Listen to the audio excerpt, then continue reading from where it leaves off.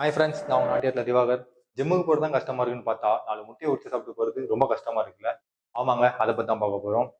மொத்தம் எக்கில் 2 கேட்டகரி பிரிச்சுக்கோங்க. ஒன்று 1 to 3 டேஸில் இருக்க எக், இன்னொன்று அபோவ் 7 டேஸில் இருக்க எக். இந்த 1 to 3 டேஸில் இருக்க எக் பார்த்தீங்கன்னா ஓடுக்கும் அந்த ஒயிட்டுக்கும் நடுவில் இருக்க ஜவ் ரொம்ப டைட்டாக இருக்கும். அதனால நீங்கள் எதை தான் பாயில் பண்ணாலுமே அது உங்களுக்கு ஈஸியாக ஆக்சஸ் பண்ண முடியாது. உங்களால் ஓட ரிமூவ் பண்ண முடியாது, ஒயிட்டும் சேர்ந்து வரும்.